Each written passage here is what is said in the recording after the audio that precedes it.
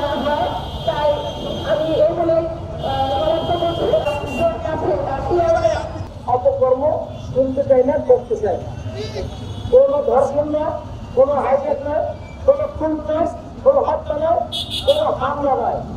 আমরা এদেশে জনগণের সাথে আমরা বিএনপির মাননীয় ভারপ্রাপ্ত চেয়ারম্যান জনাব তারেক রহমানের সৈনিক হিসেবে, তার কর্মী হিসেবে জনগণের সাথে তাকে কাজ মিলিয়ে এই একটা বাংলাদেশে একটা বসবাসযোগ্য সম্প্রীতির পরিবেশ তৈরি করে, সমাজ পরিবেশ তৈরি করে আমরা বসবাস করতে চাই। এই ঈদে জামা জুতো অ্যাক্সেসরিজের ডিসকাউন্ট।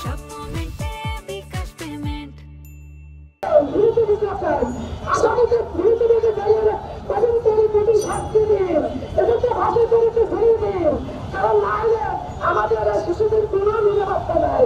কি যাচ্ছে বাংলাদেশ এত কষ্ট করে, এত যুদ্ধ করে বাংলাদেশ স্বাধীন আমরা কি বাংলাদেশে কি আমরা চাই তাদেরকে গ্রেফতার করে খাদ্য করেন না, তাদেরকে রাজপথে আগুন দিয়ে পুড়িয়ে দিন।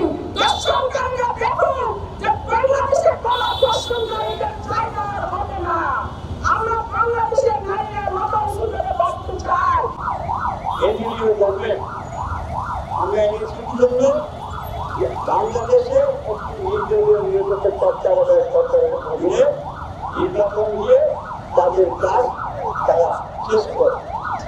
আমরা দেখছি এই সরকার আসার পরে দেশের আইন শৃঙ্খলা বলতে সকল ক্ষেত্রে আগে আজকে পর্যন্ত দেখেন